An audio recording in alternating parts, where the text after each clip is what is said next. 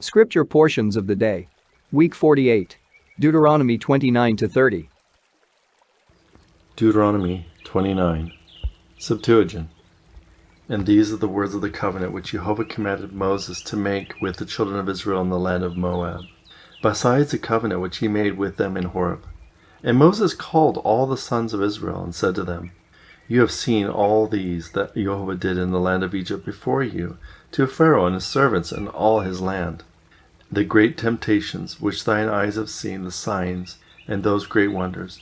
Yet Jehovah Elohim has not given you a heart to know, and eyes to see, and ears to hear until this day. And he led you 40 years in the wilderness. Your garments will not grow old, and your sandals will not be worn off your feet. You did not eat bread, you did not drink wine, nor strong drink, that ye might know that I am Jehovah your Elohim. And you came as far as this place, and there came forth Sihon, king of Heshbon, and Og, the king of Bashan, to meet us in war. And we smote them, and took their land. And I gave it as an inheritance to Reuben and Gad, and the half-tribe of Manasseh. And ye shall take heed to do all the words of this covenant, that ye may understand all the things you shall do. You all stand today before Jehovah thy Elohim, the heads of your tribes, and your elders and judges, and your officers, every man of Israel, your wives, your children, and the stranger that is in the midst of your camp, from your hewer of woods even to the drawer of water, that thou shouldest enter into the covenant of Jehovah thy Elohim, and into his oaths, as many as Jehovah thy Elohim appoints to thee this day, that he may appoint thee to himself for a people, and they might be thy Elohim, as he said to thee, and as he sware to thy fathers, Abraham, Isaac, Jacob. And I do not appoint to you alone this covenant and this oath, but to those also who are here with you today before Jehovah your Elohim, and to those who are not here with you today. For you know how we dwell in the land of Egypt, how we come through the midst of the nations through whom ye came, and ye beheld their abominations and their idols, wood and stone, silver and gold, which are among them.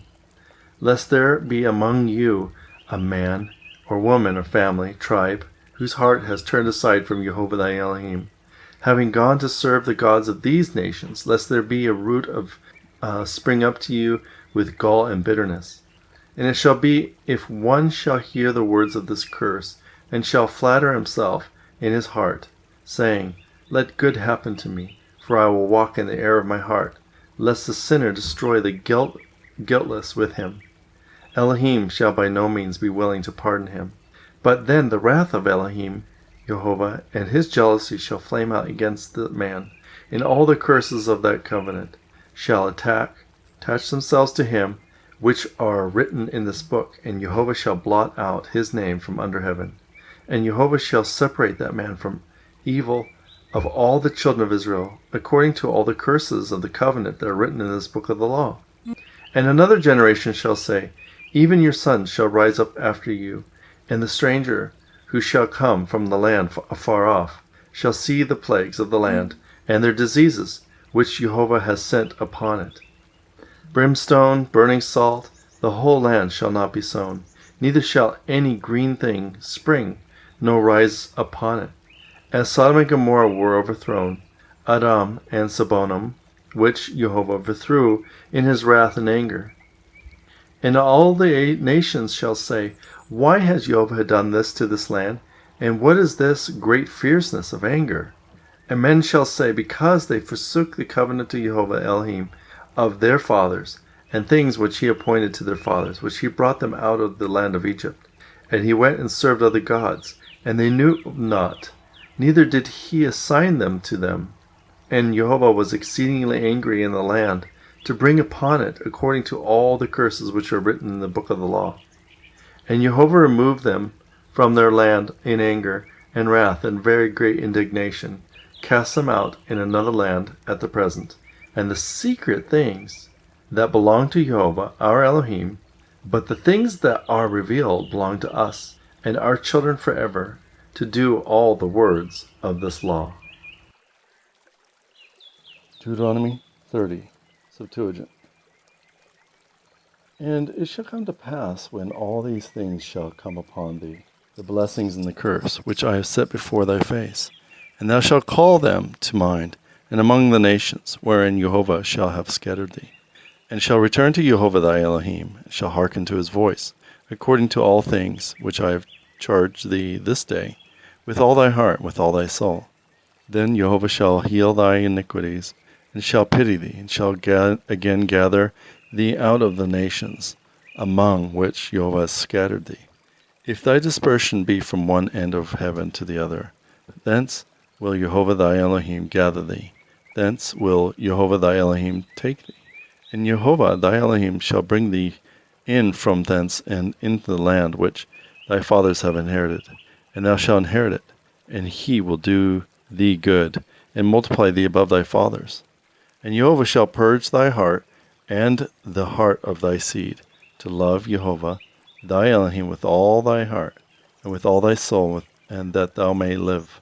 And Jehovah thy Elohim will put these curses upon thine enemies, and upon those that hate thee, who have persecuted thee. And thou shalt return and hearken to the voice of Jehovah thy Elohim, and shalt keep his commands, all that I charge you thee this day. And Jehovah thy Elohim shall bless thee in every work of thy hand, in the offspring of thy body, in the offspring of thy cattle, and the fruits of thy land, because Jehovah thy Elohim will again rejoice over thee for good, for he rejoiced over thy fathers. If thou wilt hearken to the voice of Jehovah thy Elohim, to keep his commandments, and his ordinances, and his judgments, written in the book of the law, if thou turn to Jehovah thy Elohim with all thine heart, and with all thy soul, for this command which I give you this day is not grievous, neither is it far from you. It is not in heaven above, as there were some one saying, Who shall go up for us into the heaven, and shall take for us, and we will hear and do it? Neither is it beyond the sea, saying, Who will go over for us to the other side of the sea, and take it for us, and make it audible to us, and we will do it. The word is very near to thee, in thy mouth, in thy heart, and in thine hands, to do it. Behold, I have set before thee this day life and death, good and evil. If thou wilt hearken to the commands of Jehovah thy Elohim, which I command thee this day, to love Jehovah thy Elohim, to walk in his ways, and to keep his ordinances and judgments, then ye shall live, and shall be many in number. And Jehovah thy Elohim shall bless thee in the land in which thou goest to inherit it. But if thy heart change, and thou wilt not hearken, and thou shalt go astray and worship other gods, and serve them, I declare to you this day that ye shall utterly perish, and ye shall by no means live long upon the land, into which ye go over Jordan to inherit it. I call both heaven and earth to witness this day against you.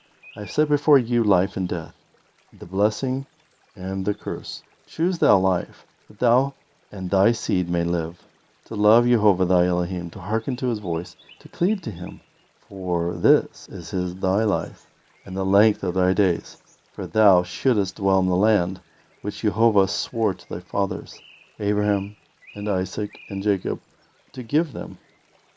Zechariah 11-14. Zechariah 11:1. Open thy doors, O Libanus, and let the fire devour thy cedars. 2. Let the pine howl, because the cedar has fallen, for the mighty men have been greatly afflicted. Howl, ye oaks of the land of Basan, for the thickly planted forest has been torn down. 3. There is a voice of the shepherds mourning, for their greatness is brought low. A voice of roaring lions, for the pride of Jordan is brought down. 4. Thus saith Jehovah Almighty, feed the sheep of the slaughter. 5. Which their possessors have slain, and have not repented. And they that sold them said, Blessed be Jehovah, for we have become rich. And their shepherds have suffered no sorrow for them. 6. Therefore I will no longer have mercy upon the inhabitants of the land, saith Jehovah. But, behold, I will deliver up the men every one into the hand of his neighbor, and into the hand of his king, and they shall destroy the land, and I will not rescue out of their hand. 7. And I will tend the flock of slaughter in the land of Chanaan. And I will take for myself 2 rods, the one I called beauty, and the other I called line, and I will tend the flock. 8. And I will cut off 3 shepherds in 1 month, and my soul shall grieve over them, for their souls cried out against me. 9. And I said, I will not tend you. That which dies, let it die, and that which falls off, let it fall off, and let the rest eat every one the flesh of his neighbor. 10. And I will take my beautiful staff and cast it away, that I may break my covenant which I made with all the people. 11. And it shall be broken in that day, and the Canaanites, the sheep that are kept for me, shall know that it is the word of Jehovah. 12. And I will say to them, if it be good in your eyes, give me my price, or refuse it. And they weighed for my price 30 pieces of silver. 13. And Jehovah said to me, drop them into the furnace, and I will see if it is good metal, as I was proved for their sakes. And I took the 30 pieces of silver, and cast them into the furnace in the house of Jehovah. 14. And I cast away my per-second rod even line, that I might break the possession between Judah and Israel. 15. And Jehovah said to me, take yet to thee shepherds implements belonging to an unskillful shepherd. 16. For, behold, I will raise up a shepherd against the land. He shall not visit that which is perishing, and he shall not seek that which is scattered, and he shall not heal that which is bruised, nor guide that which is whole. But he shall devour the flesh of the choice ones, and shall dislocate the joints of their necks. 17. Alas for the vain shepherds that have forsaken the sheep. The sword shall be upon the arms of such a one, and upon his right eye. His arm shall be completely withered, and his right eye shall be utterly darkened. Zechariah 12. 1. The burden of the word of Jehovah for Israel, saith Jehovah, that stretches out the sky, and lays the foundation of the earth, and forms the spirit of man within him. 2. Behold, I will make Jerusalem as trembling door posts to all the nations round about, and in Judea there shall be a siege against Jerusalem. 3. And it shall come to pass in that day that I will make Jerusalem a trodden stone to all the nations. Every one that tramples on it shall utterly mock at it, and all the nations of the earth shall be gathered together against it. 4. In that day, saith Jehovah Almighty, I will smite every horse with amazement, and his rider with madness. But I will open mine eyes upon the house of Judah, and I will smite all the horses of the nations with blindness. 5. And the captains of thousands of Judah shall say in their hearts, we shall find for ourselves the inhabitants of Jerusalem and Jehovah Almighty their Elohim. 6. In that day I will make the captains of thousands of Judah as a firebrand among wood, and as a torch of fire in stubble, and they shall devour on the right hand and on the left all the nations round about. And Jerusalem shall dwell again by herself even in Jerusalem. 7. And Jehovah shall save the tabernacles of Judah as at the beginning, that the boast of the house of David, and the pride of the inhabitants of Jerusalem, may not magnify themselves against Judah. 8. And it shall come to pass in that day that Jehovah shall defend the inhabitants of Jerusalem, and the weak one among them in that day shall be as David, and the house of David as the house of Elohim, as the angel of Jehovah before them. 9. And it shall come to pass in that day that I will seek to destroy all the nations that come against Jerusalem. 10. And I will pour upon the house of David, and upon the inhabitants of Jerusalem, the spirit of grace and compassion. And they shall look upon me, because they have mocked me, and they shall make lamentation for him, as for a beloved friend, and they shall grieve intensely, as for a firstborn son. 11. In that day the lamentation in Jerusalem shall be very great, as the mourning for the pomegranate grove cut down in the plain. 12. And the land shall lament in separate families, the family of the house of David by itself, and their wives by themselves, the family of the house of Nathan by itself, and their wives by themselves. 13. The family of the house of Levi by itself, and their wives by themselves, the family of Simeon by itself, and their wives by themselves. 14. All the families that are left, each family by itself, and their wives by themselves. Zechariah 13. Septuagint. In that day, every place shall be opened to the house of David, and to its inhabitants of Jerusalem for removal and for separation. And it shall come to pass in that day, saith Jehovah of hosts, that I will utterly destroy the names of idols off the land, and there shall be no longer any remembrance of them, and I will cut off the false prophets and the evil spirit from the land. And it shall come to pass, if a man will yet prophesy, that his father and his mother, which gave birth to him, shall say to him, Thou shalt not live, for thou hast spoken lies in the name of Jehovah. And his father and his mother, who gave birth to him, shall bind him as he is prophesying. And it shall come to pass in that day, that the prophets shall be ashamed, every one of his vision, when he prophesies. And they shall clothe themselves with the garments of hair, because they have lied. And one shall say, I am not a prophet, for I am a tiller of the ground, for the man brought me up thus from my youth. And I will say to him, What are these wounds between thy hands? And he shall say, Those are which I have been wounded in my beloved's house. Awake, O sword, against my shepherds, and against the man who is my citizen, saith Jehovah Almighty. Smite the shepherds, draw out the sheep, and I will bring my hand upon the little ones. And it shall come to pass that in all the land, that, saith Jehovah, 2 parts therefore shall be cut off and perish, and the third shall be left therein. And I will bring the third part through the fire, and I will try them as silver is tried, and I will prove them as gold is proved. And they shall call upon my name, and I will hear them, and say, This is my people. And they shall say, Jehovah is my Elohim. Zechariah 14, Septuagint. Behold, the days of Jehovah come, and thy spoil shall be divided in thee. And I will gather all the Gentiles to Jerusalem, and the city shall be taken, and the houses plundered, and the women ravished, and half the city shall go forth into captivity. But the rest of my people shall not be utterly cut off from the city. And Jehovah shall go forth and fight with those Gentiles, as when he fought in the days of war.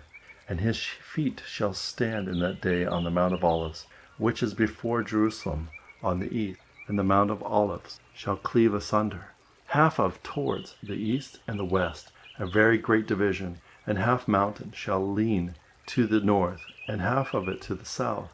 And the valley of the mountains shall be closed up, and the valley of the mountains shall be joined unto Jasad, and shall be blocked up, as it was blocked up in the days of the earthquake, in the days of Uzzias king of Judah. And Jehovah my Elohim shall come, and all the saints with him. And it shall come to pass in that day that there shall be no more light, and that there shall be for 1 day cold and frost, and that day shall be not known to Jehovah. And it shall not be day or night, but towards eve shall be light. And in that day living water shall come forth out of Jerusalem, half of it toward the former sea, and half of it towards the latter sea. And so that it shall be summer and spring. And Jehovah shall be king over all the earth. And in that day there shall be one Jehovah, and his name one, compassing all the earth. And the wildernesses from Gibeah unto Rimmon, south of Jerusalem, and Ramah shall remain in its place, and the gate of Benjamin in the place of the first gate, and the gate of the corner, and to the tower of Anamiel, as far as the king's wine presses. And they shall dwell in the city, and there shall be no more any curse, and Jerusalem shall dwell safely. And there shall be an overthrow which Jehovah will smite all the nations, as many as have fought against Jerusalem. Their flesh shall consume away while they are standing upon their feet, and their eyes shall melt out of their hole, and their tongue shall consume away in their mouth. And there shall be in that day a great panic from Jehovah upon them, and they shall lay hold every man of the hand of his neighbor, and his hand shall be clasped, and the hand of his. Judah shall also fight in Jerusalem, and Elo-heem shall gather the strength of all the nations round about, gold, silver, apparel, and great abundance. And this shall be the overthrow of the horses, the mules, the camels, the asses, and all the beasts that there are those in the camps, according to this overthrow. And it shall come to pass that whoever shall be left of all the nations that come against Jerusalem, even shall come upon every year to worship the King, Jehovah Almighty, and to keep the feasts of tabernacles. And it shall come to pass that whosoever of all the families of the earth shall not come to Jerusalem to worship the King, Jehovah Almighty, even those shall be added to the others. And if the family of Egypt shall not go up, nor come, then upon them shall be the overthrow which Jehovah shall smite all the nations, whichever of them shall not come up to keep the Feast of Tabernacles. This shall be the sin of Egypt, and the sin of the nations, whosoever shall not come up to the Feast of Tabernacles. In that day there shall be upon the bridle every horse holiness unto Jehovah Almighty. And the cauldrons of the house of Jehovah shall be the bowls before the altar. And every pot in Jerusalem and in Judah shall be holy unto Jehovah Almighty. And all that sacrifice shall come, and take them, and shall see meat in them. And in that day there shall be no more the Canaanite in the house of Jehovah Almighty. Esther 1-8. Esther 1, Septuagint. And it came to pass after these things in the days of Artaxerxes. This Artaxerxes ruled over 127 provinces from India, And in those days, when King Artaxerxes was on the throne in the city of Susa, in the 3rd year of his reign, he made a feast to his friends and other nations, and to the nobles of the Persians and Medes, and the chief of the satraps. And after this, after he had sown to them the wealth of his kingdom, and the abundant glory of his wealth during the 180 days, when I say the days of the marriage feast were complete, the king made a banquet to the nations who were present in the 60 days, in the court of the king's house. It was adorned with hangings of fine linen, and flax on cords, and fine linen, and purple fastened to golden and silver studs, on pillars of Parian marble and stone, and were golden and silver couches, on the pavement of emerald stone, and on the pearl and Parian stone, and open-worked coverings variously flowered, having roses worked round about, gold and silver cups, and a small cup of carbuncle, set out in the value of 30,000 talents, abundant and sweet wine, which the king himself drank. And this banquet was not according to the appointed law, but also the king would have it, and he charged the stewards to perform his will and that of the company. Also, Aston, the queen, made a banquet for the women in the palace where the king Artaxerxes dwelt. Now on the 7th day of the king, being merry, told Amon, and Bazan, and Thurha, and Barazi, and Zath-Olatha, and Abatazah, and Tharababa, and 7 chamberlains, servants of King Artaxerxes, to bring in the queen to him, to enthrone her, and crown her with a diadem, and to show her in the palace princess, and her beauty to the nations, for she was beautiful. But Queen Astin hearkened not unto him to come with the chamberlains, so the king was grieved and angered. And he said to his friends, Thus hath Astin spoken. Pronounce, therefore, upon this case law and judgment. And so Arcasia, and Sarasthesia, and Malasir, and the princes of Persians and Medes who were near the king, who sat chief in rank by the king, drew near to him. And he reported to him, according to the law, how it was proper to do to Queen Astin, because she had not done the thing commanded of the king by the chamberlains. And Muchasius said to the king and to the princes, Queen Astin has not wronged the king only, but also the king's rulers and princes. For he has told them the words of the queen, and how she disobeyed the king. As then, said he, she refused to obey King Artaxerxes. So this day shall be the other ladies of the chief of the Persians and the Medes, having heard that what she had said to the king, dare in the same way to dishonor their husbands.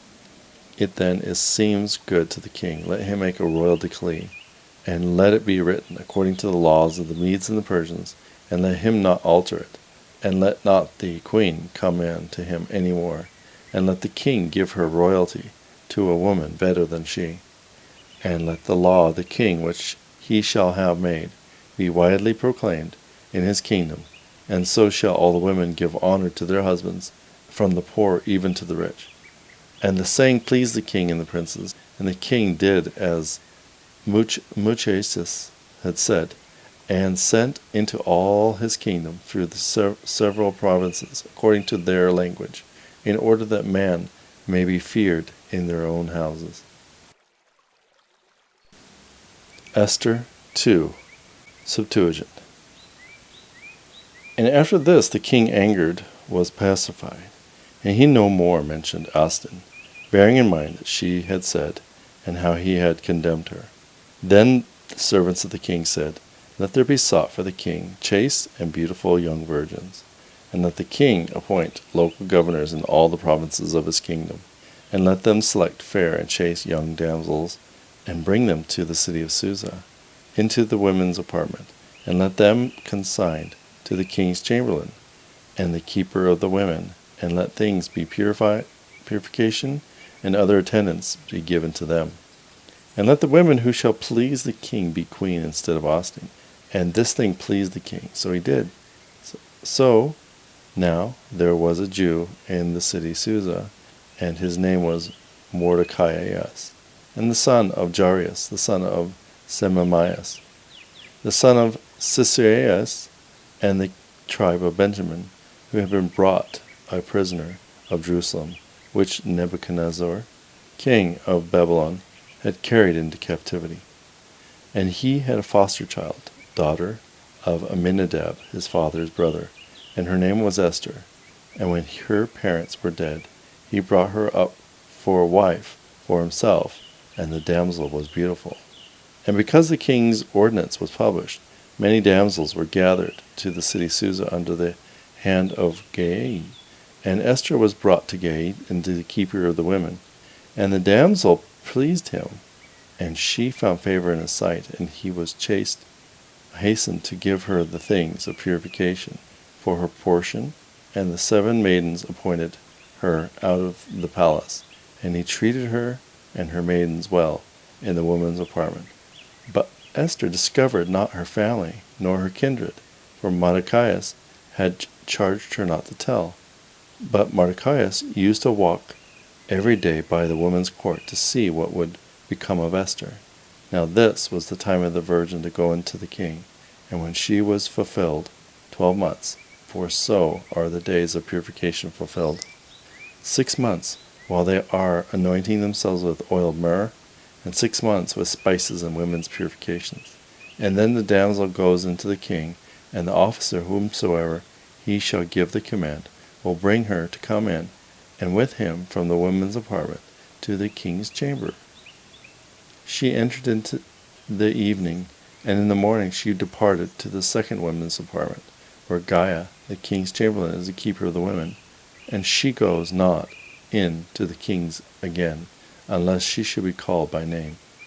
And when the time was fulfilled for Esther, the daughter of Aminadab, the brother of Mordecai's father, to go into the king, she neglected nothing, which was the chamberlain, the woman's keeper, commanded. For Esther found grace in the sight of all that looked upon her. So Esther went in to the king Artaxerxes in the 12th month, which is Adar, in the 7th year of his reign. And the king loved Esther, and she found favor beyond all the other virgins, and he put on her the queen's crown. And the king made a banquet for all his friends and great men of 7 days, and he highly celebrated the marriage of Esther, and he made a release to those who were under his dominion. But Mordecai served in the palace. Now Esther had not discovered her kindred, for Mordecai commanded her to fear Elohim, to perform his commands, as when she was with him, and Esther charged not her own manner of life. And 2 chamberlains of the king, the chief of the bodyguard, were grieved because Mordecai was promoted, and they sought to kill King Artaxerxes. And the matter was discovered by Mordecai, and he made it known to Esther, and she declared to the king the matter of the conspiracy. And the king examined the 2 chamberlains and hanged them, and the king gave orders to make note, for a memorial in the royal records, of the good offices of Mordecai as a commendation. Esther 3, Septuagint. And after this, King Artaxerxes highly honored Aman, the son of Amadathes, the Bugian, and exalted him, and set his seat above all his friends. And all in the palace did him obeisance, for the king had given orders to do. But Mardochai did not do him obeisance. And they in the king's palace said to Mardochai, why dost thou not transgress the commands of the king? Thus they spoke daily to him, but he hearkened not unto them. For they represented to Aman that Mardochai resisted the commands of the king, and Mardochai had shown to them that he was a Jew. And when Aman understood that Mardochai did not obeisance to him, he was greatly enraged. and took counsel to destroy utterly all the Jews that were under the rule of Artaxerxes. And he made a decree in the 12th year of the reign of Artaxerxes, and cast lots daily and monthly to slay in one day the race of Mardochæus. And the lot fell on the 14th day of the month, which is Adar. And he spoke to the king Artaxerxes, saying, There is a nation scattered among the nations in all thy kingdom, and their laws differ from those of all the other nations. And they disobey the laws of the king, and it is not expedient for the king to let them alone. If it seems good to the king, let him make a decree to destroy them, and I will remit into the king's treasure 10,000 silver talents. And the king took off his ring and gave it into the hands of Aman to seal the decrees against the Jews. And the king said to Aman, Keep the silver, and treat the nation as thou wilt. So the king's orders were called in the first month on the 13th day, and they wrote as Aman commanded to the captains and governors in every province, from India even to Ethiopia, to 127 provinces, and to the rulers of the nations according to their several languages, in the name of King Artaxerxes. And the message was sent by post throughout the kingdom of Artaxerxes, to destroy utterly the race of the Jews on the first day of the 12th month, which is Adar, and to plunder their goods. And the copies of the letters were published in every province, and an order was given to all the nations to be ready against that day. And the business was hastened, and that at Susa. And the king Aman began to drink, but the city was troubled. Esther 4, Septuagint. But Mordecai, having perceived that was done, rent his clothes and put on sackcloth, and sprinkled dust upon himself. Having rushed forth through the open street of the city, he cried with a loud voice, A nation that has done no wrong is going to be destroyed. And he came to the king's gate and stood, for it was not lawful for him to enter into the palace wearing sackcloth and ashes. And in every province where the letters were published, there was crying and lamentation and great mourning on the part of the Jews. They spread for themselves sackcloth and ashes. And the queen's maids and chamberlains went in and told her. And when she had heard that which was done, she was disturbed. And she went to clothe Mordecai and take away his sackcloth, but he consented not. So Esther called for her chamberlains Achrathias, who waited upon her, and she sent to learn the truth of Mordecai. And Mordecai showed him that which is done, and the promise which Aman had made the king of 10,000 talents to be paid into the treasury, that he might destroy the Jews. And he gave him a copy of the writing that was published in Susa concerning their destruction, to show to Esther, and told him to charge her to go in to entreat the king, and to beg him for the people, remembering, he said, the days of thy low esteem, how thou was nursed by my hand, because Aman, who holds the next place to the king, has spoken against us for death. Do thou call upon Jehovah, and speak to the king concerning us, to deliver us from death. So Achrathias went in and told her all these words. And Esther said to Achrathias, Go to Mordecai and say, All the nations of the empire know that whoever, man or woman, shall go into the king in the inner court uncalled, that person cannot live. Only to whosoever the king shall stretch out his golden scepters, he shall live. And I have not been called to go into the king for these 30 days. And Achrathias reported to Mordecai all the words of Esther. And Mordecai said to Achrathias, Go, and say to her, Esther, say not to thyself that thou alone will escape in the kingdom more than all other Jews. For if thou shalt refuse to hearken to this occasion, help and protect will be to the Jews from another quarter, that thou and thy father's house will perish. And who knows if thou hast been made queen for this very occasion? And Esther sent to the man that had came to her to Mordecai, saying, Go and assemble the Jews that are in Susa, and fast ye for me, and eat not and drink not for 3 days, and nights and day. And I also and my maidens will fast, and then I will go to the king contrary to the law, even if I must die. So Mordecai went and did all that Esther commanded him. Esther 5. Septuagint. And it came to pass on the third day, when she had ceased praying, that she put off her mean dress, and put on her glorious apparel.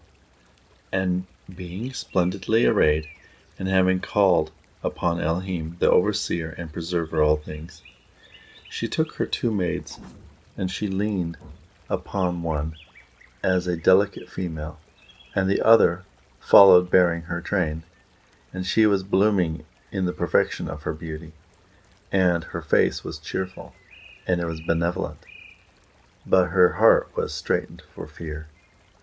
And, having passed through all the doors, she stood before the king, and he was sitting upon his royal throne, and he had put on his glorious apparel, covered all over with gold and precious stones, and was very terrible.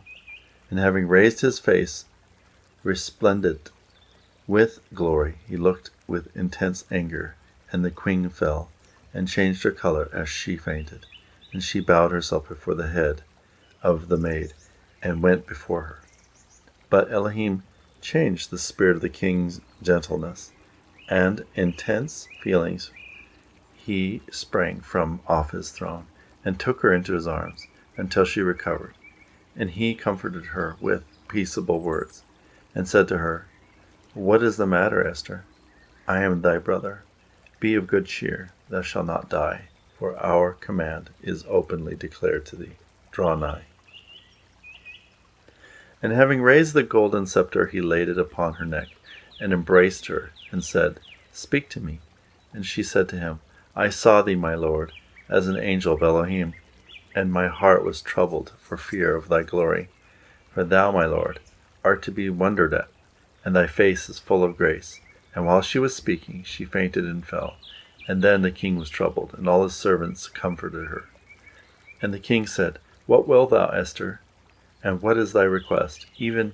Ask even half of the kingdom, and it shall be thine. And Esther said, Today is my great day. If then it seem good to the king, let both him and Ammon come to the feast which I will prepare this day. And the king said, Hasten Ammon hither, that we may perform the word of Esther. So they both came to the feast of which Esther spoke. And at the banquet the king said to Esther, What is thy request, Queen Esther? Speak, and thou shalt have all that thou requirest. And she said, My request and my petition are, if I have found favor in the sight of the king, that the king and Ammon come again tomorrow to the feast which I shall prepare for them, and tomorrow I will do the same. And Ammon went out from the king very glad and merry. But when Ammon saw Mordecai, the Jew, in the court, he was greatly enraged. And having gone into his own house, he called his friends and his wife Zosara, and he shewed them his wealth, and the glory which the king had invested in him, and how he had caused him to take precedence, and bear chief rule in the kingdom. And Ammon said, The queen has called no one to the feast with the king but me, and I am invited tomorrow. But these things pleased me not, while I see Mordecai, the Jew, in the court. And Zorsora and his friends said to him, Let there be a gallows made for thee of 50 cubits, and in the morning do thou speak to the king, and let Mordecai and be hanged on the gallows. But do thou go into the feast with the king, and be merry. And the saying pleased Ammon, and the gallows was prepared. Esther 7, Septuagint. So the king and Ammon went to drink with the queen. And the king said to Esther at the banquet of the second day, As was it, Queen Esther, what is thy request, and thy petition, and it shall be done for thee, up to half of the kingdom. And she answered and said, If I found favor in your sight of the king, let my life be granted to my petition, and my people be request. And thou, I, and my people are sold for destruction and pillage and slavery. both we and our children, for bondmen and bondwomen, and I consented not to this, for the slander is not worthy of the king's palace. And the king said, Who is this that has dared to do this thing? And Esther said, The adversary is Aman. Which wicked man? Then Aman was troubled before the king and the queen. And the king rose up from the banquet to go into the garden. And Aman began to entreat the queen, and he saw that he was in the evil case. And the king returned from the garden, and Aman had fallen upon the bed, entreating the queen. And the king said, Wilt thou even force my wife in thy house? And when Aman heard it, he changed countenance. And Bugatha, one of the chamberlains, said to the king, Behold, Aman has also prepared a gallows for Mordecai, who spoke concerning the king, and the gallows, 50 cubits high, has been set up in the premises of Aman. And the king said, Let him be hanged thereon. So Aman was charged on the gallows that had been prepared for Mordecai, and the king's wrath was appeased. Esther 8, Septuagint. And in that day King Artaxerxes gave to Esther all that belonged to Aman the slanderer, and Mordecai was called by the king, for Esther had shown that he was related to her. And the king took the ring which he had given away from Aman, and gave it to Mordecai. And Esther appointed Mordecai over all that had been Aman's. And she spoke yet again to the king, and fell at his feet, and besought him to do away the mischief of Aman, and all that had been done against the Jews. Then the king stretched out to Esther the golden scepter, and Esther arose to stand near the king. And Esther said, If it seems good to thee, and I have found favor in thy sight, let an order be sent that letters sent by Aman may be reversed, that were written for the destruction of the Jews, who are in thy kingdom. For how shall I be able to look upon the affliction of my people, and how shall I be able to survive the destruction of my kindred? And the king said to Esther, If I have been given and freely granted thee all that was Aman's, and hanged him on the gallows, because he laid his hand upon the Jews, what dost thou further seek? Write me also in my name, as I seem good to you, and seal it with a ring, that whatsoever orders you are written at the command of the king, and is sealed with my ring, it is not lawful to gainsay them. So the scribes were called to the first month, which is Nisan, in the 23rd day of the same year, and orders were given to the Jews, whatsoever the king had commanded, to the local governors and chiefs of the satraps, and India, even to Ethiopia, 127 satraps, according to the several provinces, according to their dialects. And they were written by order of the king, and sealed with his ring, and they sent the letters to the posts. Whereas he charged them to use their own laws in every city, and to help each other, and to treat each other adversaries, and those who attack them. They also pleased. On one day in all the kingdom of Artaxerxes, on the 13th day of the 12th month, which is Adar. And let the copies be posted in the conspicuous places throughout the kingdom, and let her and all the Jews be ready against this day, to fight against their enemies. So the horsemen went forth with haste to perform the king's command. And the ordinances was also published in Susa. And Mordecai went forth, and robed in the royal apparel, and wearing a golden crown and diadems of fine purple linen. And the people in Susa saw it and rejoiced, and the Jews had light and gladness. In every city and province wherever the ordinances was published, wherever proclamation took place, the Jews had joy and gladness, feasting and mirth, and many of the Gentiles were circumcised and became Jews, for the fear of the Jews. Proverbs 22 to 23. Proverbs 21. Septuagint. As a rush of water, so is the king's heart in Elohim's hand. He turns it wherever he may desire to point out. Every man seems to himself righteous, but Jehovah directs the hearts, to do justly and to speak truth. More are pleasing to Elohim than the blood of sacrifices. A high-minded man is a stout-hearted in his pride, and the lamp of the wicked is sin. He that gathers treasures with a lying tongue pursues vanity on the snares of death. Destruction shall lodge with the ungodly, for they refuse to do justly. To the froward Elohim sends froward ways. To his works are pure and right. It is better to dwell in the corner of the housetop than it is in plastered rooms with unrighteousness and with an open house. The soul of the ungodly shall not be pitied by any man. When an intemperate man is punished, the simple becomes wiser, and the wise man understands will receive knowledge. A righteous man understands the heart of the ungodly, and despises the ungodly for their wickedness. He that stops his heart from hearing from the poor, himself also shall cry, and there shall be none to hear him. A secret gift calms anger, but he that forbears to give stirs up strong wrath. It is the joy of the righteous to do judgment, but a holy man is abomination to evildoers. A man that wanders out of the way of righteousness shall rest in the congregation of giants. A poor man gives mirth, loving wine, oil in abundance, and the transgressor is the abomination of the righteous man. But it is better to dwell in the wilderness than with a quarrelsome and talkative and passionate wife.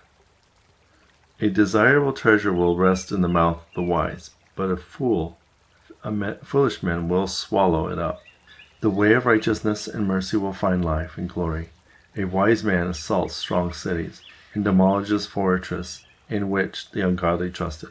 He that keeps his mouth and his tongue keeps his soul from trouble. But a self-willed and insulated man is also called a pest. He that remembers injuries is a transgressor. Desire, kill the sluggard, for his hands do not choose to do anything. A godly man entertains evil desires all day, but the righteous is unsparing, merciful, and compassionate. The sacrifices of the ungodly are abomination to Jehovah, for they offer them wickedly. A false witness shall perish, but an obedient man will speak cautiously. An ungodly man imprudently withstands his face, but the upright man himself understands his ways. There is no wisdom, there is no courage, there is no counsel against the ungodly. A horse is prepared for the day of battle, but help is of Jehovah. Proverbs 22. 1. A fair name is better than much wealth, and good favor is above silver and gold. 2. The rich and the poor meet together, but Jehovah made them both. 3. An intelligent man seeing a bad man severely punished is himself instructed, but fools pass by and are punished. 4. The fear of Jehovah is the offspring of wisdom, and wealth, and glory, and life. 5. Thistles and snares are in perverse ways, but he that keeps his soul will refrain from them. 7. The rich will rule over the poor, and servants will lend to their own masters. 8. He that sows wickedness shall reap troubles, and shall fully receive the punishment of his deeds. Elohim loves a cheerful and liberal man, but a man shall fully prove the folly of his works. 9. He that has pity on the poor shall himself be maintained, for he has given of his own bread to the poor. He that gives liberally secures victory and honor, but he takes away the life of them that possess them. 10. Cast out a pestilent person from the council, and strife shall go out with him, for when he sits in the council he dishonors all. 11. Jehovah loves holy hearts, and all blameless persons are acceptable with him. A king rules with his lips. 12. But the eyes of Jehovah preserve discretion, but the transgressor despises wise words. 13. The sluggard makes excuses, and says there is a lion in the ways, and murderers in the streets. 14. The mouth of a transgressor is a deep pit, and he that is hated of Jehovah shall fall into it. Evil ways are before a man, and he does not like to turn away from them, but it is needful to turn aside from a perverse and bad way. 15. Folly is attached to the heart of a child, but the rod and instruction are then far from him. 16. He that oppresses the poor increases his own substance, yet gives to the rich so as to make it less. 17. Incline thine ear to the words of wise men. Hear also my word, and apply thine heart. 18. That thou mayest know that they are good. And if thou lay them to heart, they shall also gladden thee on thy lips. 19. That thy hope may be in Jehovah, and he may make thy way known to thee. 20. And do thou too repeatedly record them for thyself on the table of thine heart, for counsel and knowledge. 21. I therefore teach thee truth, and knowledge good to hear, that thou mayst answer words of truth to them that question thee. 22. Do no violence to the poor, for he is needy. Neither dishonor the helpless man in the gates. 23. For Jehovah will plead his cause, and thou shalt deliver thy soul in safety. 24. Be not companion to a furious man, neither lodge with a passionate man. 25. Lest thou learn of his ways, and get snares to thy soul. 26. Become not surety from respect of a man's person. 27. For if those have not whence to give compensation, they will take the bed that is under thee. 28. Remove not the old landmarks, which thy fathers placed. 29. It is fit that an observant man and one diligent in his business should attend on kings, and not attend on slothful men. Proverbs 23, Septuagint. If thou sit to sup at the table of a prince, consider attentively to the things set before thee, and apply thy hand, knowing that it behooves thee to prepare such meats. But if thou art very insatiable, desire not his provisions, for these belong to a false life. If thou art poor, measure not themselves with a rich man, but refrain thyself in thy wisdom. If thou shouldest fix thy eyes upon him, he will disappear, for wings like an eagle's are prepared for him, and he returns to the house of his master.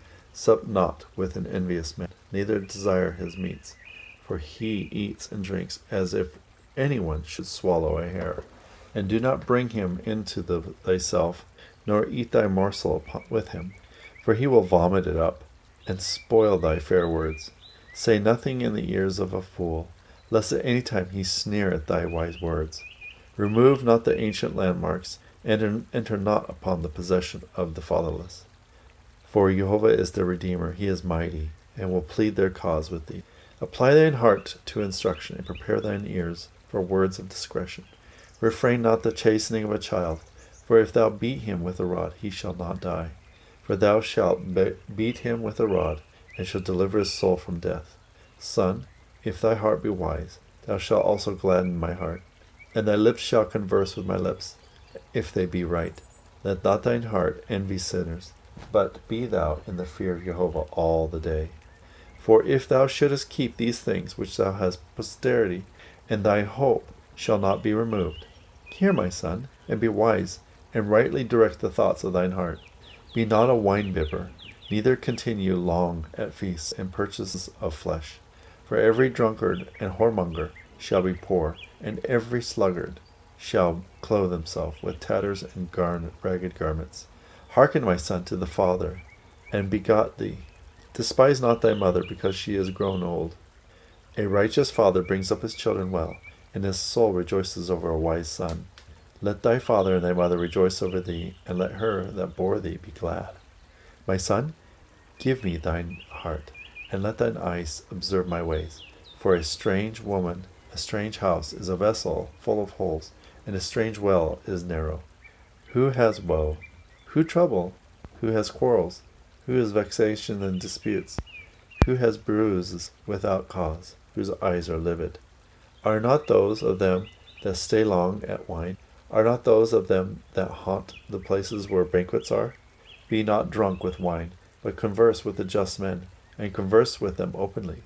For if thou shouldest set thine eyes on bowls and cups, thou shalt afterwards go more naked than a pestle. But at last such a one stretches himself out, as one smiteth by a serpent, and the venom is diffused through him, as by a horned serpent.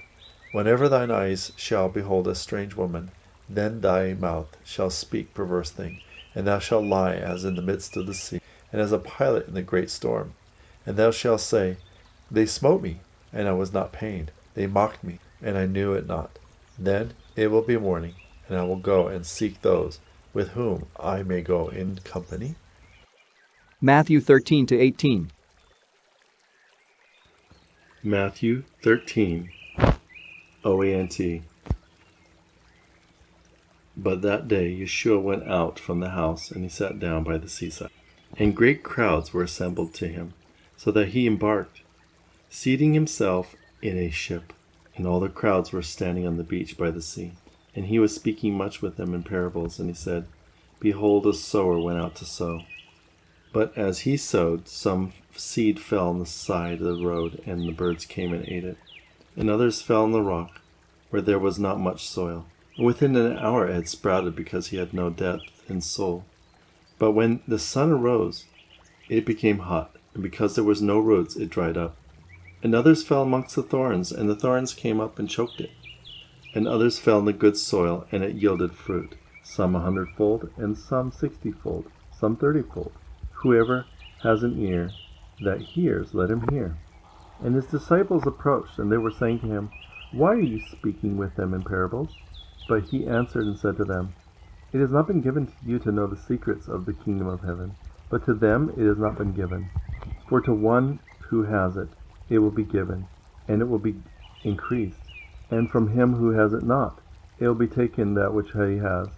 Therefore, I am speaking to them in parables, because they who see do not see, and those who hear neither hear nor understand. And the prophecy of Isaiah is fulfilled in them, which says, Hearing you will hear, and you will not understand, and seeing you will see, and will not know. For the heart of his people have become dense, and they have hardly heard with their ears and their eyes. They have shut, lest they would see with their eyes, and they would hear with their ears, and that they would understand with their hearts, and they would be converted, and I will heal them. But you have blessings to your eyes, that they are seeing, and to your ears, that they are hearing. For I say to you that many prophets and righteous ones have yearned to see the things that you are seeing, and they did not see them, and hearing the things that you are hearing, and they did not hear them. But hearing the parable of the seed, everyone who hears the word of the kingdom and does not understand, the evil one comes into him, and snatches the word which was sown in his heart. And this is which was sown upon the roadside. But that which was sown upon the rock is the one who hears the word, and immediately he with joy receives it. But there were no roots in him, but he is temporal, and when there is distress or persecution because of the word, immediately he falls apart. And that which was sown amongst the thorns is the one who hears the word, and in the cares of this world and deception of wealth chokes the word, and that one is fruitless. But that which was sown on the good soil is he who hears my word, and understands, and he yields fruit, and produces some by hundreds, and some by 60s, and some by 30s. And he told them another parable, and said, The kingdom of heaven is likened to the man who sowed good seed in the field. While men slept, and his enemy came, and sowed tares amongst the wheat, and he left. And when the grass sprouted, it produced fruit, when the tares also appeared. And the servants of the Lord of the house approached and said to him, Our Lord, did you not sow seed in the field? And where are these tares in it? But he said to them, An enemy has gone and done this. My servant said to him, Do you want us to select them out? And he said to them, When you collect the tares, would you not uproot the wheat with them?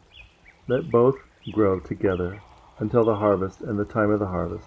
And I shall say to the reapers, Select out the tares first, and bind them in the bundles to burn, but gather the wheat to my granary. He told another parable to them and said, The kingdom of heaven is like a grain of mustard seed, which a man had taken and sown in the field. And this is the smallest of all seeds, but whenever it has grown, it is the greatest of all small herbs, and has become a tree, so that the bird of the sky may come settle in its branches. And he told them another parable. The kingdom of heaven is likened to a yeast, which a woman took and hid in 3 measures of meal, until all had fermented. Yeshua spoke all these things in parables to the crowd, and without a parable he was not speaking with them, so that the thing which was spoken by the prophets would be fulfilled, which says, I shall open their mouth in parables, and I shall declare things from before the foundations of the world. When Yeshua left the crowds and came to the house, and his disciples came to him, and they were saying to him, Explain to us the parable of the tares in the field. And he answered to them, and he said, to them, "He who sowed the good seed is the Son of Man. The field is the world, but the good seed is the children of the kingdom, and the tares are the children of the evil one. The enemy who sowed them is Satan, but the harvest is at the end of the world, and the reapers are the angels. Therefore, as the tares are gathered and burned in the fire, so it will be in the end of this world. And the Son of Man will send his angels, and they will select from the kingdom of all those stumbling blocks and all those evildoers. And they will cast them into the essence of fire, and there will be weeping and gnashing of teeth, when the righteous will shine as the sun in the kingdom of their Father. Whoever has an ear, let him hear." Again, the kingdom of heaven is likened to a treasure that was hid in the field, which a man found and hid. In his joy he went selling everything that he had, and he bought the field. And again, the kingdom of heaven is likened unto a merchant who was searching the precious pearls. And when he found a certain, obviously valuable pearl, he went and sold everything that he had to buy it. Again, the kingdom of heaven is like a net that was cast into the sea, and it collected every kind. But when it was full, they brought it up to the seashore, and they sat and selected out, and they placed the good in vessels, and the bad they threw out. Thus it will be as in the end of the world.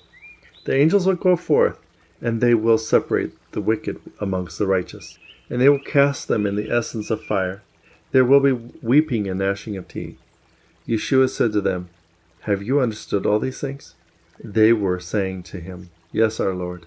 And he said to them, "Because of this, every scribe who is instructed for the kingdom of heaven is like a man, a house owner, who brings forth his treasure, new and old." And it was when Yeshua had finished these parables, he departed from there. And he came to the city, and he taught them in the synagogue, so that they would marvel, and they would say, "From where does this have such wisdom and miracles? Is not this the carpenter's son? Is not his mother called Miriam, and his brothers Jacob and Jose and Simeon and Judah? And are not all his sisters with us? And where does he have all these things?" And they were suspicious of him. But Yeshua said to them, "There is no prophet who is despised except in his city and in his home." And he did not do many miracles there because of their suspicion. Matthew 14, OANT. But at that time Herodas, the Tetrarch, heard the fame of Yeshua, and he said to his servants, "This is Yohanan the Baptizer, but he has risen from the grave, therefore miracles are done by him." For Herodas had seized Yohanan and bound him and cast him into prison because of Herodia, the wife of Philippus, his brother. For Yohanan had said to him, "It is not lawful that she should be your wife." And he had wanted to kill him, and he was afraid of the people, who were holding him as a prophet. But when Herodas' happy birthday came, the daughter of Herodia danced before the dinner guests, and she pleased Herodas. Because of this, he swore an oath to her that he would give her anything that she would ask. But because she had been instructed by her mother, she had said, "Give me here in a dish the head of Yohanan the Baptizer." And it saddened the king because of the oath and the guests, and he commanded that it be given to her. And he sent, cutting off the head of Yohanan, into prison. And his head was brought in a dish, and it was given to the girl, and she brought it to her mother. And his disciples came, took his corpse, performed a burial, and came and informed Yeshua. And when Yeshua heard, he departed from there by ship to a desert region alone. And when the crowds heard, they went after him by land from the cities. And Yeshua came down, seeing the great crowds, and he was moved with pity for them, and he healed their sick. And when it was evening, his disciples came to join him, and they said to him, "This is a desert place, and the time is late. Dismiss the crowds of people so that they will go to the villages and buy food for themselves." But he said to them, "It is not necessary for them to go.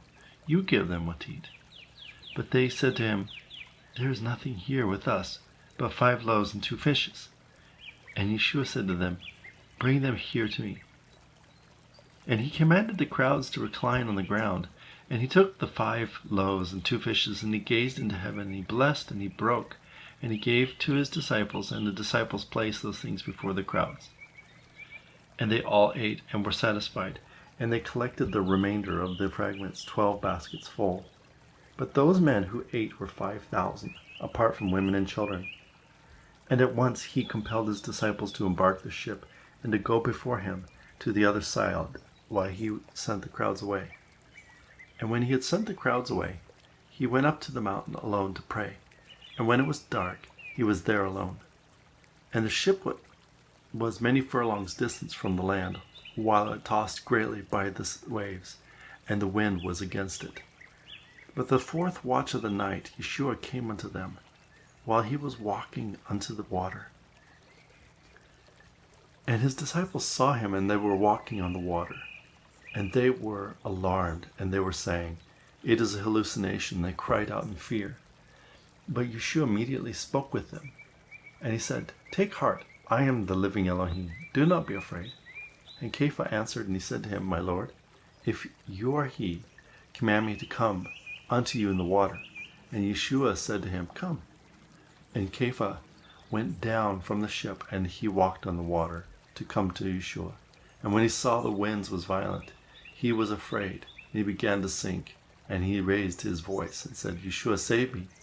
And immediately our Lord stretched out his hand, and he held him and said to him, O small of faith, why did you doubt? And when they came up to the ship, the wind stopped. And those who were in the ship came, and they worshipped him, and they said, Truly, you are the Son of Elohim. And they traveled, and they came to the land of Gennesaret. And the men of that place recognized him, and they sent all of the villages around them, and brought all those who were very sick to him. And they were begging him that they may touch even only the hem of his garment, and those who touched were healed. Matthew 15, OANT. And the Pharisees and the scribes, who were from Jerusalem, came unto Yeshua, and they were saying, Why do your disciples violate the tradition of the elders? They do not wash their hands whenever they eat bread. Yeshua answered them and said to them, Why do you also violate the commandments of Elohim by the sake of traditions? For Elohim has said, Honor your mother and father, and whosoever viles his father and his mother shall surely die. Now you are saying, Everyone who will say to father and mother, My offering is anything by which you made a profit from me, should honor neither his father nor his mother. And you nullify the word of Elohim because of your traditions. Phonies! Isaiah prophesied well against you and said, This people is honoring me with their lips, but their heart is very far from me, and they revere me with vain, while they teach the doctrines of the commandments of man. And he called the crowds and said to them, Hear and understand. It is not the thing that enters the mouth that defiles a man, but the thing that proceeds from the mouth that defiles a man. And his disciples approached and were saying to him, Do you know that the Pharisees who heard this saying were indignant? But he answered and said to them, Every plant that my Father who is in heaven has not planted will be uprooted. Let them alone. They are blind guides of the blind. But if a blind man leads a blind man, both will fall into a pit. Simeon Kepha answered and said to him, My Lord, explain to us this parable. But he said to them, Are you still also not understanding? Do you not know that anything that enters the mouth goes to the belly and is cast out from there in excretion? Anything that proceeds from the mouth proceeds from the heart, and defiles the man. For the heart proceeds evil thoughts, adulteries, murders, fornications, thefts, lying, testimonies, blasphemies. These things are those that defile a man. But if a man will not eat after washing his hands, he is not defiled. But Yeshua went out from there, and he came to the borders of Tyre and Sidon. And behold, the Canaanitess woman from those borders came forth, crying out, and she said, Have pity on me, Lord, Son of David. My daughter is badly driven by a demon. But he did not give her an answer, and his disciples came and begged him. And they were saying, Send her away, for she is crying after us. But he answered and said to them, I am not sent except for the sheep that have strayed from the house of Israel. But she came and worshipped him and said, My Lord, help me. He said to her, It is not good to take the children's bread and cast it to the dogs?" But she said, "Yes, my lord. Even the dogs eat from the crumbs that fall from their master's table, and they live." But then Yeshua said to her, "O woman, great is your faith. It will be done for you as you will." And her daughter was healed from that moment. And Yeshua departed from there, and he came to the seaside of Galilee, and he went up the mountain and sat down there. Many crowds came to him, who had lame and blind, dumb, crippled, and many others, and they laid them at the feet of Yeshua, and he healed them. So the crowds would be amazed, who saw those who had been mute speaking, and those who had been crippled who were healed, and those who had been lame walking, and those who had been blind were seeing, and they glorified Elohim of Israel. When Yeshua called his disciples and said to them, "I am moved with pity for this multitude. They have remained with me these 3 days, and they have nothing to eat, and I am not willing to send them away fasting, lest they should faint on the road." His disciples were saying to him, "Where is bread for us in the wilderness that will satisfy this whole crowd?" Yeshua said to them, "How many loaves do you have?" And they said to him, 7, and a few small fish. And he ordered the crowd to sit for a meal on the ground. And he took up those 7 loaves and the fish, and he gave praise. And he broke, and he gave to his disciples, and his disciples gave to the crowd. And all of them ate and were satisfied, and they took up the remnants of fragments filled 7 baskets. But they who ate had been 4,000 men, apart from women and children. And when he sent the crowds away, he went up into the ship and came to the border of Magdo. Matthew 16. Septuagint. And the Pharisees and the Sadducees approached, testing him and asking him to show them a sign from heaven. But he answered and said to them, "Whenever it is evening, you say, 'It will be fair weather, for the sky is red.' In the morning you say, 'There will be a storm today, for the sky is gloomy red.' Respecters of persons, you know how to observe the appearance of the sky. Do you not know how to distinguish the signs of this time?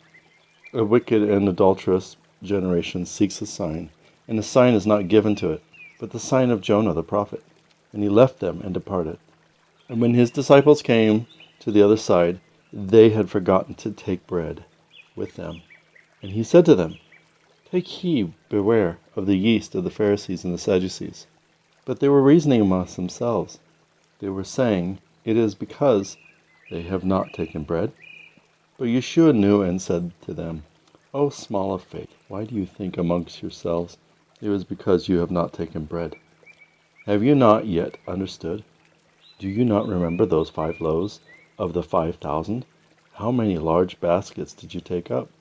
Neither those 7 loaves of the 4,000, and how many round baskets did you take up? But how do you not understand that it is not about bread that I speak, but to beware of the leaven of the Pharisees and the Sadducees?"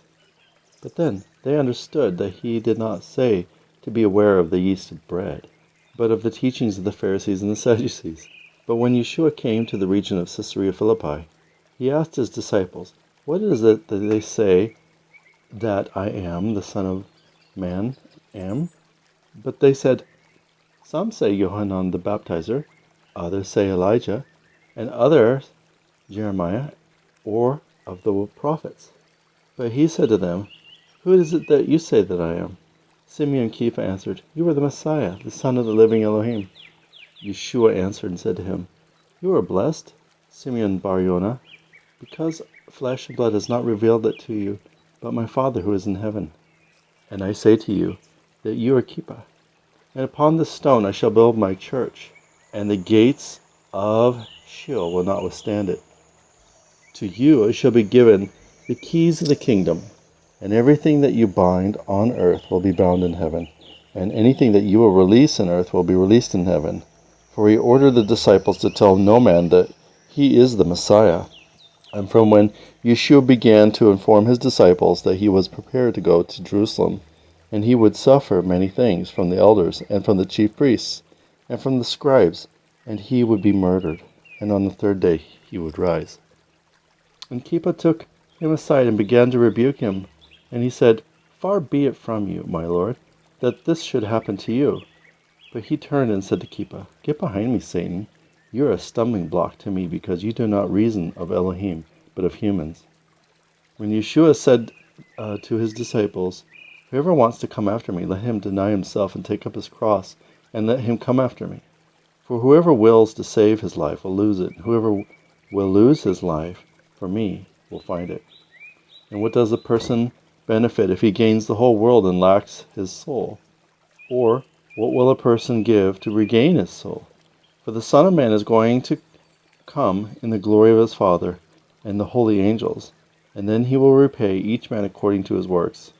Amen, I say to you, that there are men who are standing here who will not taste death until they will see the Son of Man who comes with his kingdom." Matthew 17, OANT. And after 6 days Yeshua took Kepha, Yaakov, and Yohanan, his brother, and brought them up to the high mountain by themselves.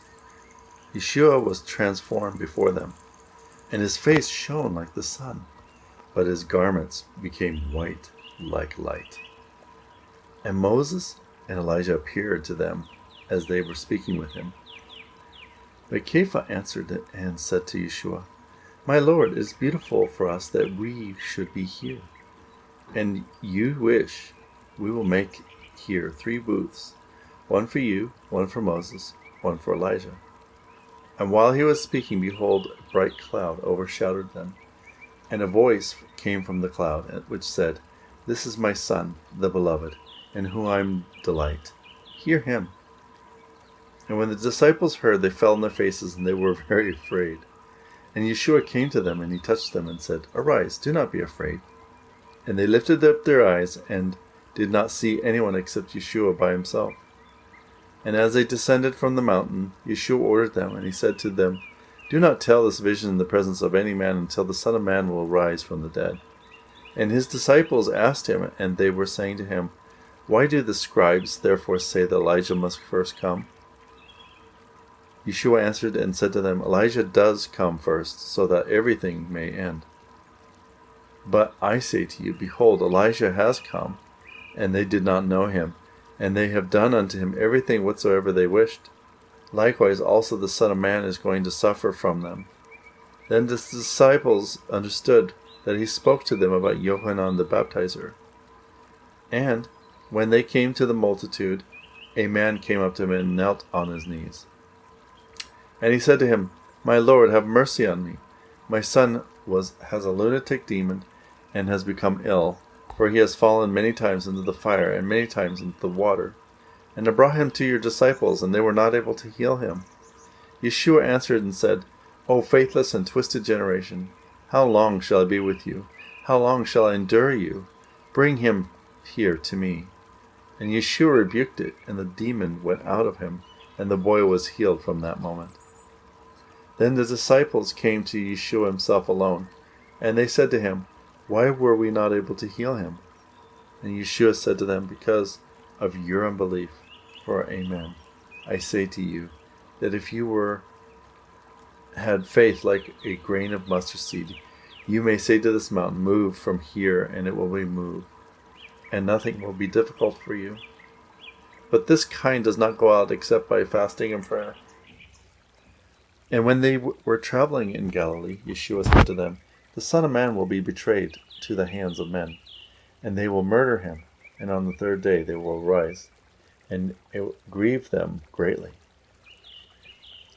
And when they came to Capernaum, those who take the 2 each, quarter shekels head tax, came to Kepha, and said to him, "Does not your rabbi pay the 2 quarter shekels?" And he said to them, "Yes." And when Kepha entered the house, Yeshua anticipated him, and he said to him, "How does it seem to you, Simeon? From whom does the kings of the earth take taxes and head money? From their children or from strangers?" And Simeon said to him, "From strangers." Then Yeshua said to him, "Then the children are free. But lest we give offense to them, go to the sea and cast a fish hook. And the first fish that comes up, open its mouth, and you'll find a shekel. Take that and give for me and you." Matthew 18, OANT. And in that hour the disciples approached to join Yeshua, and they were saying, "Who is truly the greatest in the kingdom of heaven?" And Yeshua called a boy and stood him in their midst. And he said, "Truly I say to you, unless you are converted and become like children, you will not enter the kingdom of heaven. Whoever therefore humbles himself like this boy will be greatest in the kingdom of heaven. And whoever will receive such as this boy in my name receives me.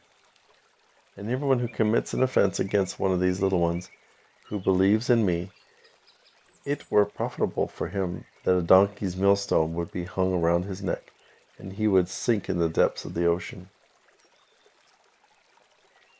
Woe to the world because of the offenses! But it is necessary that offenses will come. But woe to the man by whom the offenses will come. But if your hand and your foot subverts you, cut it off and cast it from you. For it is better for you that you enter life as lame and are as maimed, rather than having 2 hands or 2 feet, that you would fall into eternal fire. And if your eye subverts you, pull it out and throw it from you. For it is better that you would enter life with 1 eye, rather than having 2 eyes, that you would fall into Gehenna of fire. Take heed that you do not despise one of these little ones, for I say that their angels in heaven always see the face of the Father who is in heaven. And the Son of Man has come to save whatever has been lost. How does it seem to you, if a man has 100 sheep and one of them goes astray, does he not leave the 99 in the mountain and go and search for the one lost? And if he should find it, certainly I say to you, that rejoices in more than in the 99 that did not stray. Just so, it is not the will before your Father who is in heaven that one of these little ones should perish. But if your brother wrongs you, reprove him between you and him alone. And he hears you, you have gained your brother. But if he hears you not, take 1 or 2 with you, that the mouth of 2 to 3 witnesses with every word will be established. But if he will not hear them, tell the assembly. And he does not hear the assembly, then him be to you as a tax collector and a heathen. And truly I say to you, everything whatsoever you will bind on earth will have been bound in heaven, and everything you will release on earth will have been released in heaven. Again I say to you, the 2 of you will agree on earth about any matter which they will request, and it will be done for them in the presence of the Father who is in heaven. For the 2 or 3 are assembled in my name, there I am in the midst. And then Kepha approached him and said, My Lord, if my brother sins an offense against me, how many times will I forgive him? 7 times? And Yeshua said to him, I do not say to you 7 times, but unto 70 times 7 each. Therefore the King of heaven is accompanied by a man who was a king, wanting to take the account of his servants. And when he began to take it, they begat him who had owed 10,000 talents. And when he had nothing to pay, the Lord commanded that he would be sold, and his wife and children, and everything that he would pay. Falling down, the servant worshipped him, and he said, My Lord, be patient with me, I shall pay you everything. And the Lord of the servant was moved with pity, and he released him, forgiving his debt. But that servant went out and found one of his associates that owed him 100 denarii, and he seized him and throttled him. And he said to him, Give me which you owe me. And the associates fell down before his feet, begging him and saying to him, Be patient with me, and I shall pay you. But he was not willing. But he went and he cast him into prison until he would give him whatever he owed him. But when their associates saw what had happened, it was very grievous to them, and they came and revealed to their Lord everything that had happened. Then his Lord called him and said, You wicked servant, I forgave you all that entire debt because of you begging me. Was it not incumbent upon you also that you'd have mercy on the associates just as I have mercy on you? And his Lord was angry and discovered him to the scourgers until they would pay everything he owed him. So my Father who is in heaven will do to you unless you each forgives his brothers his offenses from your heart.